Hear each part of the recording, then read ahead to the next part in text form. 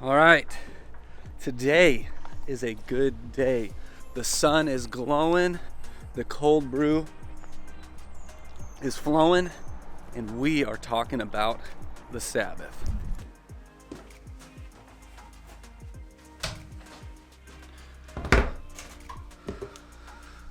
All right, so the Sabbath. The Sabbath is not something that we talk about very often, but this dates all the way back to when God created the world. So God creates the world, and each day there's a beginning and there's an end. There's an evening and there's a morning. But on the seventh day, there's no evening and morning. It's just a full day. It's a day that never ends. And it says that on that day, God rested. He did not create. He did not make plans. He rested. It was good, and he rested. But then all of a sudden, things change, right? Man gets kicked out of the garden. Sin enters the world and fractures the creation as we know it. And all of a sudden, that rest that we were supposed to experience in the garden is gone. And so Exodus chapter 16, after Israel is liberated from Egypt, God reinstitutes the Sabbath through Moses. And so when they were supposed to be collecting manna, he says, on the sixth day, gather everything that you need for the seventh day, because on the seventh day, you're going to rest and you're going to worship. So Israel ends up going into the promised land, forgets about God again, and that rest that they were supposed to enter into never happened. So prophets began to prophesy about obviously calling them out of their sin, but then also this coming rest. We actually kind of read about it in Romans 8 when Paul says creation groans to be restored, right? And so it talks about this ultimate rest. And remind you, Sabbath and rest wasn't something that just affected them one day out of the week, every seventh day. It's something that they practiced 7 times a year with the festivals that they had. It's something that every 7 years they would have a year where they would take time off from harvesting the land. They'd give the land a rest. They would forgive debts, release slaves. And then every 7 times 7 years, they would have a year of jubilee, a year of celebration, a year of rest. And so the prophets prophesy about this, and generations come and go. Messiahs, quote, Messiahs come and go. And the world's kind of in a dark place. And then all of a sudden, Jesus shows up. All right, so in Luke chapter 4, we see Jesus in Nazareth at a synagogue, you guessed it, on the Sabbath. And at this point, he's getting ready to start his ministry. And when he gets up, he opens up the scroll of Isaiah. Like we open up a book, he gets to unravel a scroll. How sweet is that? So he unrolls the scroll of Isaiah and he starts to read a section that says, it is time for the captives to be set free. It is time for the blind to see. And it's time for those who have been oppressed to be liberated. Because the year of the Lord's favor is here. And what he was saying is that this ultimate jubilee that your prophets had been telling you about for years and years and years, the time that you guys would be liberated and set free, well, guess what? That time is here, and it's here because of me. Jesus was ushering in the ultimate rest. And I think there's a couple things that we can learn from this.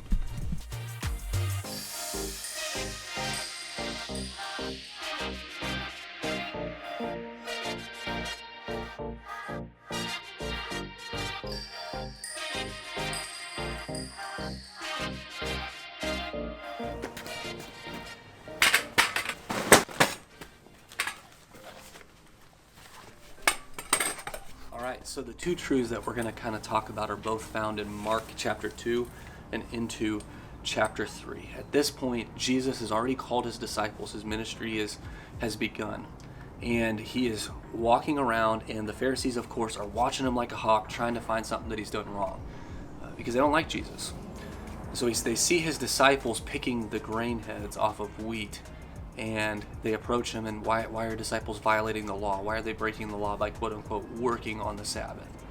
And Jesus says to them, don't you understand that the Sabbath was made for man, not man made for the Sabbath? And he moves on and he ends up healing a man, and they were frustrated by this. And he's like, is it better for me to heal this man and do good, or would you rather me do harm and kill somebody? What's right to do here? And he ends up healing that man anyways. And so the first truth that I think we have to pay attention to or understand from this passage is that it's easy to take something that was meant to be life-giving and restful and make it a burden. And so in what ways do you think the church might do this today?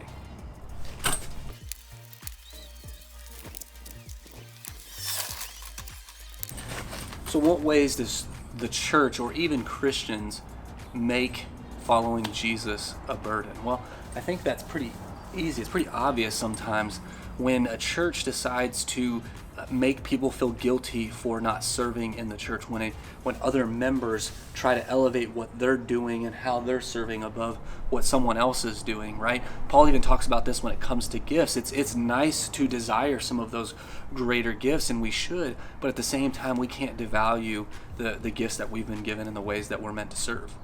And honestly, we still do need to challenge people to serve and to volunteer because that's part of the growth process, but it can't become a burden. I think this can also happen through focusing on certain doctrines or aspects of following Jesus or what it means to follow him and neglecting other ones. So it's easy to talk about sin and the reason that we need Jesus, but if we don't focus on the life-giving aspect of following Jesus, if we don't focus on the purpose of following Jesus, then I think we can create a burden for people that doesn't necessarily need to be there. And it seems like Jesus has a problem with that. All right, so we understand this concept of not making things a burden for people, right? So when it comes to fishing, just the other day I took my boys out to a little pond where we caught a bunch of little tiny fish. Could I have taken them to a place where we had the opportunity to catch a much bigger fish? Absolutely, but I didn't because I want them to enjoy what they're doing, not be burdened by it.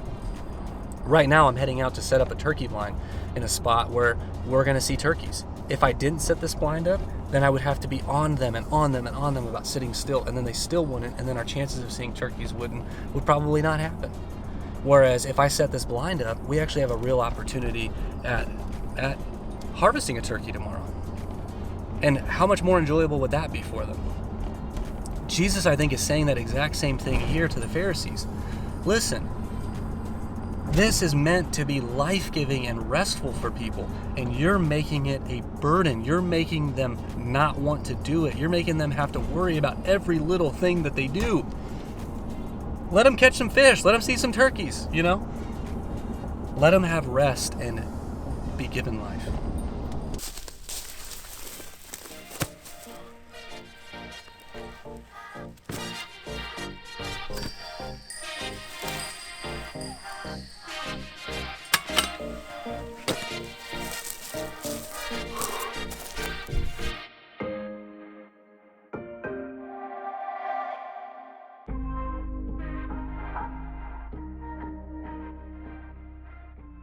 All right, so we got the blind up, decoys, chair.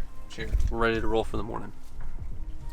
So at the end of chapter 2, we find our second truth that we can learn. And in Mark chapter 2, the last verse, Jesus says, the Son of Man is Lord over the Sabbath. Well, who made the Sabbath? God.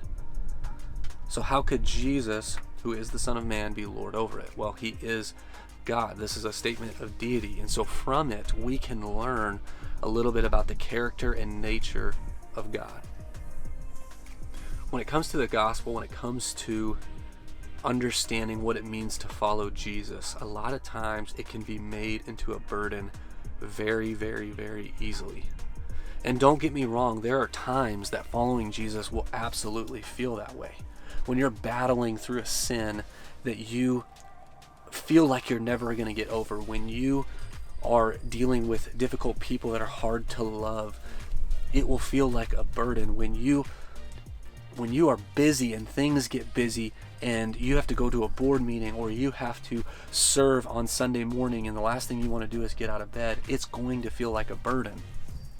But let's be honest, most of the time it feels like a burden not because of what God is placing upon us, but because of what we're placing upon us. Right? It is so easy for us to beat ourselves up over and over and over and over again about how we mess up or the attitude that we have or the things that we know we should be doing and we're not.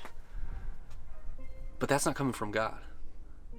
Right? In fact, in Matthew chapter 11, verses 28 through 30, Jesus makes a pretty bold statement, and he says this: "Come to me, all who are weary and carry heavy burdens. I will give you rest.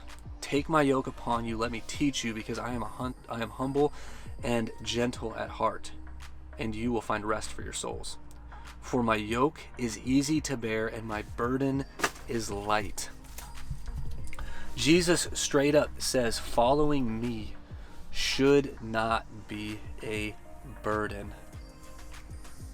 And so I don't know what ways you are making following Jesus a burden. I don't know what things are dragging you down or holding you back. But kind of the theme of these last few videos have been, what is keeping you from having the most vibrant relationship that you can have with Jesus? And I think sometimes the answer is us. All right, I've slept on it. I've decided that I want to make one last clarification.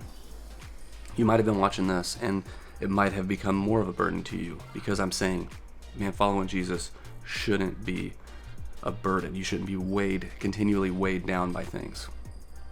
And I think that is very much a true statement. When Jesus is talking about the Sabbath, we can relate that to church today and how we put unnecessary rules or restrictions on what it means to practice being the church, like dress codes, or the idea that when the church doors are open, we have to be there.